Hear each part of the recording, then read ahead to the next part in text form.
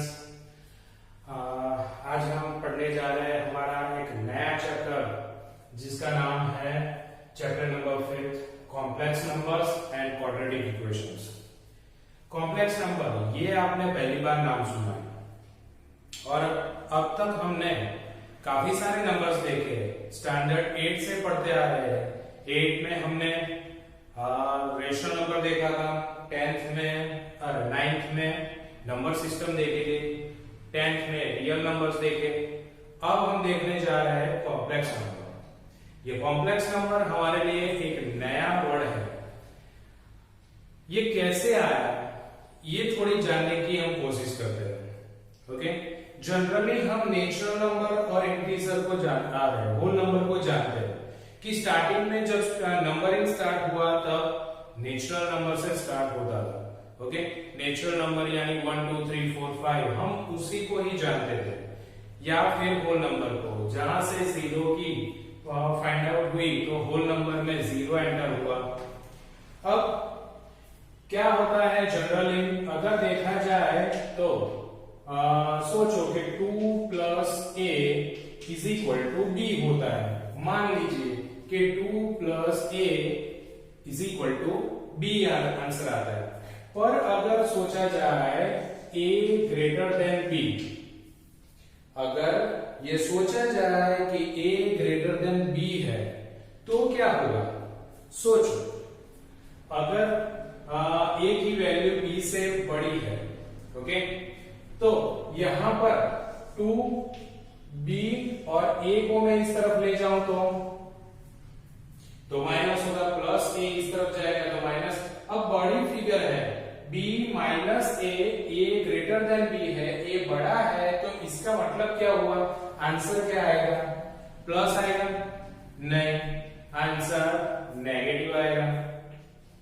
Okay, क्या आ सकता है? नेगेटिव। तो यहां से स्टार्ट हुआ है इंटीजर का। इंटीजर ऐसे ही किसी ने स्टार्ट किया होगा, ऐसा ही कुछ हुआ होगा, तब जाके इंटीजर फाइंड आउट हुए होंगे। ओके, अब सोचो 2a है, ओके, = b होता है। 2a = b। पर अगर सोचो इसमें एक कंडीशन लगा दी जाए a b की। अगर a b की कंडीशन लगाते हैं हम तो क्या होगा? तो a बड़ा हो गया। अगर a बड़ा हो गया है तो अगर a डाउन में जाता है तो 2 = b/a। क्या ये पॉसिबल है कि वो नेचुरल नंबर आएगा? नहीं, तो यहां पर 2 नहीं आएगा, क्या आएगा? एक फ्रैक्शन में नंबर आएगा।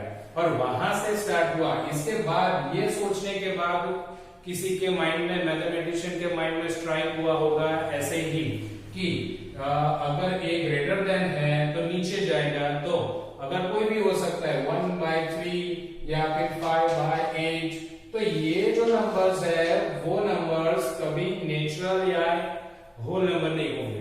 ओके, तो क्या होंगे वो? तो वो फ्रैक्शन में मिल रहे हैं। वहां से स्टार्ट हुआ रेशनल नंबर। ओके, तो रेशनल नंबर ऐसे ही फाइंड आउट होने स्टार्ट हुए। अब रेशनल नंबर में भी कई बार क्या होने लगा, कुछ ऐसे भी नंबर्स मिलने लगे जिसका हम स्क्वायर रूट नहीं ढूंढते थे, यानी इनफाइनाइट तक उसका आंसर आता था, हम कहते थे उसको इरेशनल नंबर। तो ये रेशनल और इरेशनल, रेशनल प्लस इरेशनल क्या बनता था? दोनों को अगर एक साथ इकट्ठा मिला दिया जाए और सभी नंबर्स को इकट्ठा किया जाए तो वो बनता था रियल नंबर। ओके, तो रेशनल और इरेशनल को मिला के हम रियल नंबर बनाते थे। हमने नहीं बनाया, किसी मैथमेटिशियन ने बनाया होगा। ओके, तो ऐसे ही कुछ फाइंड आउट हुए हैं हमारे numbers, natural number, whole numbers, integers, rational number, irrational numbers, okay, और रियल नंबर्स। अब आपके सामने एक क्वेश्चन रखा जाए कि अगर मान लो कि a + 1 = 0 होता है। ओके, तो a की वैल्यू यहां से प्लस को इस तरफ ले जाऊं तो क्या होगा? माइनस होगा। ओके, अब एक स्टेप आगे जाते हैं, यहां से बढ़ते हुए हम अगर आगे जाते हैं कि a square plus 1 is equal to 0। अगर ये इक्वेशन है, इसको सॉल्व करना है, किसी के दिमाग में ये भी आया होगा, ऐसे ही इक्वेशन बनाते बनाते उन्होंने इंटीजर ढूंढ लिया, रेशनल ढूंढ लिया, इरेशनल ढूंढ लिया, रियल ढूंढ लिया। अब ऐसा इक्वेशन आया होगा तो क्या होगा? ओके, जनरली हम देखते हैं कि a square plus 2 is equal to 0। Okay, तो ये -2 है। चलो, ये इस तरफ जाएगा तो a square is equal to 2 बनता है। अब उसका स्क्वायर रूट, दोनों साइड से स्क्वायर रूट निकाले तो क्या होगा? a is equal to plus minus √2 होगा। Okay, plus minus √2 value, a की वैल्यू प्लस माइनस √2 आती है। अब हम ये सोचे कि a square plus 1 is equal to 0 है, तो यहां पर हम क्या करेंगे? a स्क्वायर प्लस 1 को इस तरफ ले जाऊं तो क्या होगा? -1। अब तक जब आपने पढ़ा है, मेरे साथ भी कई सारे स्टूडेंट्स पढ़े हैं, 10th तक जब मैं पढ़ाता था आपको, तब आपको ये समझाता था कि रूट में कभी माइनस नहीं आता। ओके, वो 10th तक की बात थी, वहां तक आपके कोई भी सम में रूट के अंदर माइनस नहीं आता था, पर अब 11th में ये पॉसिबल है। ओके, क्या होगा? अब सोचो कि यहाँ पे स्क्वायर रूट निकालता हूं तो यहां से स्क्वायर निकलेगा, तो यहाँ पे क्या बनेगा? रूट बनेगा, जहां पे अंडर रूट -1 होगा। ओके, तो a is equal to under root -1, ये अभी भी वन टाइप ऑफ पॉसिबल नहीं है, पर ये हमारे मैथमेटिशियन ने एक इमेजिन किया कि इसमें भी कुछ हम नया कर सकते हैं। ओके, और यहां से स्टार्ट हुआ हमारा कॉम्प्लेक्स नंबर। कॉम्प्लेक्स नंबर की डेफिनेशन देखते हैं कि रूट में भी माइनस कैसे सॉल्व किए जाते हैं। ओके, तो ये मैथमेटिशियनों ने सॉल्व करने के लिए हमें कॉम्प्लेक्स नंबर की एक अलग से थियरी दी है। ओके, तो समझते हैं, डेफिनेशन देखें तो a and b are real numbers and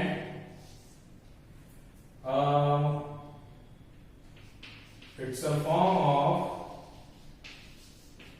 a plus ib is called complex number. Okay, a and b are the real numbers and in the form of, उसका ही a और b को एक form में डालते हैं a plus ib। अगर a plus ib का form मिलता है जिसको हम क्या कहेंगे? It's a complex number. अब ये i कहां से आया? आप सोचोगे कि i कहां से आया, तो अब ये जो अंडर रूट 1 है, अंडर रूट -1 है, उसको मैथमेटिशियनों ने उसको कहा i, उसको एक नाम दिया i, यानी कि एक सोच थोड़ी सी आगे बढ़ाई कि अंडर रूट में जब माइनस सॉल्व नहीं होता, उसका अंडर रूट नहीं निकलता, तो उसको इमेजिन करो। ओके, और उसका माइनस कैसे हम निकाल सकते, माइनस का स्क्वायर रूट कैसे निकाल सकते, वो सोचने के लिए मजबूर किया, और इसीलिए उसको एक नाम दिया है i means what? i is equal to iota. क्या कहेंगे उसको? आयोटा। ओके, तो जनरली हम आयोटा ही बात करेंगे, आई हर जगह पे छोटा नाम अच्छा नहीं लगता। ओके, आयोटा, ताकि हमारे दिमाग में वो चीज लर्न हो जाए। ओके, तो आयोटा, जनरली हम आयोटा की बात करेंगे, फिर जरूरत होगी तो आई यूज करेंगे। ओके, पहले हमें लर्न करना है। चल, तो a इज इक्वल टू -1, जिसको हम नाम देंगे i, यानी आयोटा। अब आयोटा को कैसे कैसे डिफाइन किया जा रहा है, कैसे कैसे आगे यूज किया जाता है, वो हम देखने वाले हैं। ओके, तो यहां तक आपको समझ में आया होगा। अब मैं इसका एक एग्जांपल लिखता हूं, सोचो इसके फॉर्म में 3 + i 5। ओके, तो ये अगर एक छोटा सा एग्जांपल लिखा है जिसमें जो 3 है उसको क्या कहेंगे? वो a का फॉर्म है। 3 क्या है? हमारा a का फॉर्म है। जिसको हम कहेंगे real part. Okay, it's a real parts.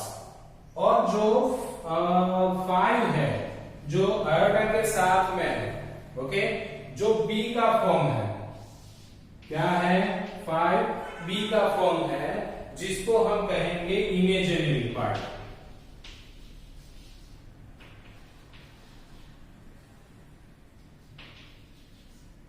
Imaginary part. Okay, दो बातें हैं, a is a real number और b is a imaginary part. हमें इमेज करके उसको यहाँ पे जो आयोटा -1 अंडर रूट -1 है उसको हम i का फॉर्म देने वाले हैं। i का फॉर्म यानी आयोटा का फॉर्म देने वाले हैं, जिससे वो क्या बन जाएगा, पॉजिटिव फॉर्म दिखेगा हमें। ओके, अब उसको आगे रियल पार्ट और इमेजिनरी पार्ट को कैसे यूज किया जाता है, कैसे सॉल्व किया जाता है, उसको लेके वो हम अब आगे देखते हैं। चलो, यहाँ पर ये जो एग्जांपल था हमारा 3 + i5, उसको हम क्या कहेंगे, यहाँ पर सिंबॉलिक z से जानेंगे, 3 + i5। ओके, तो ये जो z है, z का मतलब है complex number, it's a complex number. तो कॉम्प्लेक्स नंबर कौन है, 3 + i5 यानी a + ib का फॉर्म है। a + ib यानी रियल नंबर और ये हमारा इमेजिनरी पार्ट्स। ओके, रियल और इमेजिनरी पार्ट्स इक्वल होके बनता है हमारा कॉम्प्लेक्स नंबर। ओके, चलो तो थोड़ा आगे एक एग्जांपल देखते हैं, इसी को लेके आपकी टेक्स्ट बुक में दिया है। यहां तक आपको समझ में आ गया होगा कि अब हम अंडर रूट -1 जो है वहां पे अगर कोई भी नंबर दिया जा सकता है -3, तो इसको लिखा कैसे जाएगा कि under root 3 okay into under root -1 लिख सकते हैं कि नहीं, हम लिख सकते हैं। ऐसा हमने ऑलरेडी 9th में पढ़ चुके हैं। ओके, तो ये अंडर रूट 3 वो तो नेचुरल हमें जानते ही है, उसका स्क्वायर रूट निकाल सकते हैं, पर -1 का नहीं निकाल सकते, इसीलिए उसकी जगह पे क्या लिखेंगे अब, √3i आएगा। ओके, -1 का स्क्वायर रूट जब भी दिखे वहां पे आप क्या लिखेंगे, आएगा। ओके, चलो अब जाते हैं हम एग्जांपल की ओर, हमारे नेक्स्ट। ओके, फर्स्ट हमारा एग्जांपल जिसमें ये बातें थोड़ी आपको क्लियर होगी। एग्जांपल कहता है इफ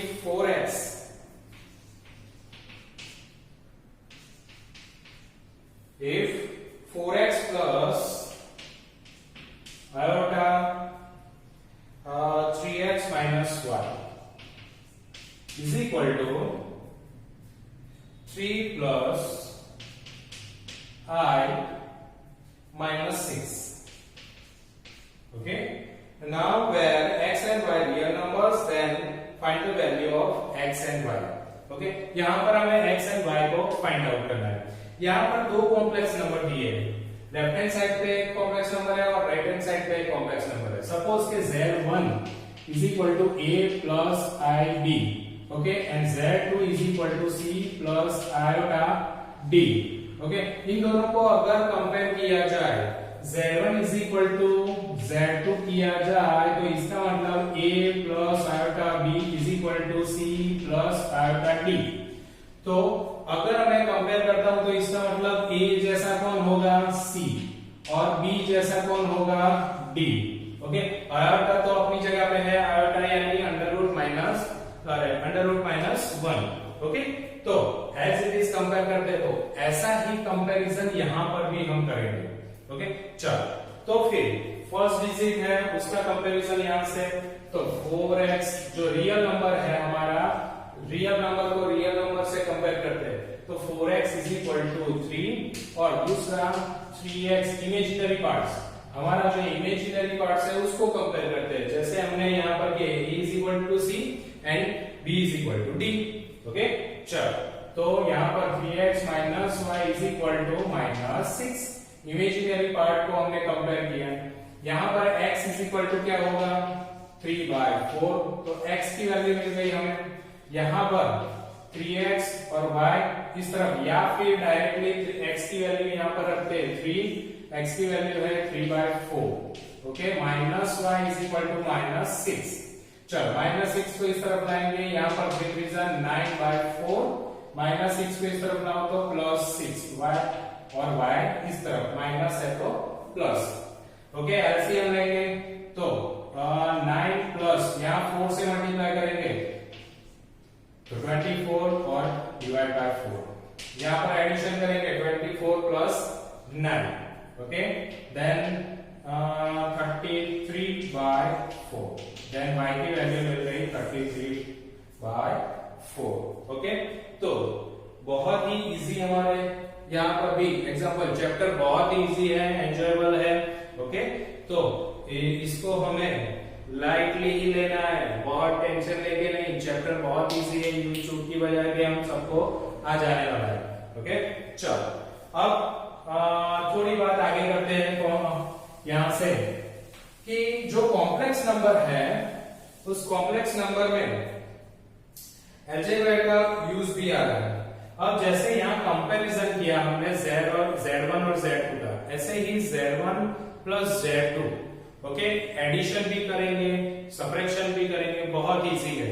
देखो सपोज कि addition Z1 is equal to हमारा A plus iota B and Z2 is equal to C plus iota B, D, okay. Addition करना है तो क्या करेंगे, Z1 प्लस Z2, ओके। तो Z1 प्लस Z2 एडिशन करना है तो क्या करेंगे, रियल नंबर का एडिशन और इमेजिनरी पार्ट का इमेजिन पार्ट से एडिशन करेंगे। देन यहां से A प्लस C आएगा प्लस आयोटा हमारा एज इट इज और B प्लस D, ये हो गया हमारा एडिशन।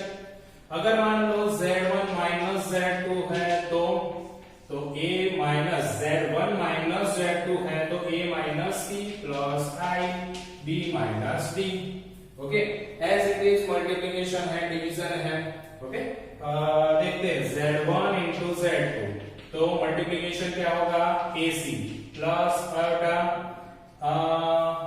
यहां पर दो ब्रैकेट का मल्टीप्लीकेशन करना है, ओके। चलो दो ब्रैकेट का मल्टीप्लीकेशन आप करते थे पहले 9th में, याद करो, C प्लस ID, ओके। चलो तो A का पूरे ब्रैकेट के साथ मल्टीप्लीकेशन, IB का पूरे ब्रैकेट के साथ मल्टीप्लीकेशन, देन A और C प्लस ID और C plus ID, okay. Then यहां पर AC, इन दोनों का मल्टीप्लीकेशन तो आयोटा AD, ओके, प्लस यहां पर इन दोनों का मल्टीप्लीकेशन आयोटा BC प्लस यहां पर I इंटू I स्क्वायर होगा और BD होगा, ओके। चलो अब AC प्लस इन दोनों में से कॉमन तो आयोटा कॉमन है, okay, then iota common AD plus BC, यहां पर I स्क्वायर I मींस हम जानते हैं √-1, अगर taking square on both side तो दोनों साइड पे ही स्क्वायर होगा, तो उसका मतलब क्या होगा, रूट और स्क्वायर साथ में आते हैं तो निकल जाते हैं, तो I स्क्वायर की वैल्यू क्या हुई, -1, ओके। स्क्वायर रूट निकल गया तो उसकी वैल्यू हुई -1, तो यहां पर मैं -1 लिख सकता हूं और BD, okay. Then AC plus यहां पर माइनस है तो माइनस BD होगा और plus iota AD plus BC, okay. चलो तो ये फॉर्म बन गया मल्टीप्लिकेशन का। एज इट इज हम डिवीजन में भी, ओके, Z1 अपॉन Z2 का डिवीजन भी करेंगे, पर डिवीजन में जनरली हम जानते हैं कि वहां पर क्या करेंगे, तो मैं आपको बता दूं कि डिवीजन कैसे होता है। डिवीजन के लिए आपको फिर से 9th स्टैंडर्ड में आप पढ़ रहे थे एक बार रेशनलाइजेशंस, याद हो तो आपको, है ना। तो रेशनलाइजेशन में क्या होता था, फिर से याद करवा दूं मैं। अगर मान लो कि 3/4x माइनस 5 था, सॉरी 4x माइनस √5, ओके। चलो x माइनस रूट 5, ऐसा ही कोई नंबर आता था, या फिर रूट टू माइनस रूट 5 आता था, तो आप वहां पे कॉन्जुगेट नंबर यूज करते थे। ओके, तो क्या करते थे वहां पर रेशनलाइज करने के लिए root 2 plus root 5, root 2 plus root 5 से ऊपर नीचे मल्टीप्लीकेशन करते, सेम एज यहां पर डिवीजन में करना है। ओके, चल हाँ, as it is z1 upon z2 को सॉल्व करेंगे, then a plus iota b upon c plus iota d। Okay, अभी के लिए इसको यहां तक ही रखते हैं, क्योंकि आगे सम्स जब आएंगे तब उसको डिवीजन को हम सॉल्व करेंगे, पर एज इट इज हमें ऐसे ही सॉल्व करना है, और जो रेशनलाइजेशन मेथड यूज करते थे ऐसी ही मेथड यहाँ पर हमें यूज करना है डिवीजन में। ओके, ऐसे ही डिफरेंट कॉम्प्लेक्स को लेके काफी सारी बातें हम पढ़ सकते हैं, जैसे कि अगर काफी सारे ऐसे कॉम्प्लेक्स नंबर है, ओके, जैसे कि z1 z2 plus z3, okay, दो ब्रैकेट यानी कि बाहर का नंबर है, अंदर मल्टीप्लिकेशन कैसे होगा दूसरे कॉम्प्लेक्स नंबर से, ओके, z2 और z3, तो इसका मल्टीप्लिकेशन इससे, इसका मल्टीप्लिकेशन, ये बेसिक इंफॉर्मेशन है जो ऑलरेडी आप 9th में पढ़ चुके हो। ओके, 9th और 10th में वही बेसिक इंफॉर्मेशन यहाँ पर सिर्फ कॉम्प्लेक्स नंबर में आपको यूज करनी है। ओके, थोड़ा सा आगे अगर सोचे, ओके, तो इसको लेके power of I, okay, next point देखते हैं जो हमारे लिए बहुत ही इंपॉर्टेंट है, power of I. Okay, that means iota, power of iota. और पावर ऑफ आयोटा क्या है उसको समझने की कोशिश करते हैं। हम जानते हैं कि i इज इक्वल टू हमारे पास क्या है, -1। कॉम्प्लेक्स नंबर को समझने के लिए हमने अंडर रूट -1 को क्या कहा है, आयोटा i। ओके, अब मान लो पावर के फॉर्म में हम आगे बढ़ते हैं कि इसका स्क्वायर करते हैं, तो स्क्वायर i का स्क्वायर आयोटा का स्क्वायर करेंगे तो -1 का भी स्क्वायर होगा, जो हमने ऑलरेडी यहाँ पर देख लिया है। ओके, अगर यह स्क्वायर करता हूं तो स्क्वायर और स्क्वायर रूट दोनों निकल जाएंगे, आंसर आएगा -1। i का आंसर है अंडर रूट -1 और i स्क्वायर का आंसर है -1। अब सोचो i क्यूब होगा, i क्यूब है तो क्या होगा, then i square into i हो सकता है आयोटा। ओके, अब i स्क्वायर जानते हो, i स्क्वायर की वैल्यू क्या है आपके पास, -1 है। ओके, और इंटू i, अब इसको सॉल्व करिए तो क्या आएगा, -i। ओके, अब आगे जाते हैं i⁴। ओके, क्या होगा, ऐसे ही आपको पावर जन का फॉर्म जो है यहाँ power of exponent, power and exponent 8th standard में जो पढ़ चुके थे आपको वही फिर से यूज करना है छोटी छोटी बातों को, तो i square into i square हो सकता है। Okay, iota square into iota square, तो आयोटा स्क्वायर i स्क्वायर क्या है हमारे पास, -1 इंटू -1, तो क्या होगा 1, तो i⁴ क्या होगा 1। ऐसे ही हम कोई भी, ओके, कोई भी पावर हो तो हम ढूंढ सकते हैं, कैसे, सपोज कि i का पावर है मान लो 20। ओके, 20 को ढूंढना है तो अब क्या करेंगे हम, सोचो i⁵ ओके, हो सकता है। ओके, चल, या फिर उल्टा लिखते हैं, i⁴ power to power multiplication. अब सोचो i⁴ कितना होगा, i⁴ हमारे पास 1 है, तो 1⁵ कितना होगा, देन 1, तो i⁻20 का पावर कितना होगा, यहाँ पे इवन ऑड की मेथड से नहीं चलने वाला। ओके, पर ये जो है हमारा बेसिक फॉर्म्स है। Okay, i square i cube and i⁴ ये हमारा बेसिक नंबर्स है। अगर ये आपने लर्न कर लिए, आपके दिमाग में बैठ गए, तो बाकी कोई भी नंबर आपको दे दो तो आप इस तरह से उसको कन्वर्ट करो किसी भी स्क्वायर के फॉर्म में, क्यूब के फॉर्म में, या फिर i⁴ के फॉर्म में। ओके, यही उसके बेसिक जनरली फैक्टर्स होते हैं, तो उस फैक्टर में कन्वर्ट करके आप उसका आंसर इजीली ढूंढ सकते हैं। तो ये है हमारा power, okay, power of i. Generally square में अगर देखा जाए, okay, the square roots of the negative numbers, square root में अगर आप सोचो कि कोई भी आई से जुड़ा हुआ यानी आयोटा से जुड़ा हुआ कोई भी नंबर है, उसका स्क्वायर रूट ढूंढना है। अंदर टेक्स्ट बुक में दिया है √3i, उसका स्क्वायर रूट आप ढूंढते हो तो क्या होगा, तो √3 का स्क्वायर इंटू आई का स्क्वायर, ओके, √3 का स्क्वायर 3 होगा, ओके, और आई का स्क्वायर क्या होगा, आई स्क्वायर आप जानते हो -1, देन -1 आंसर आएगा -3, ओके।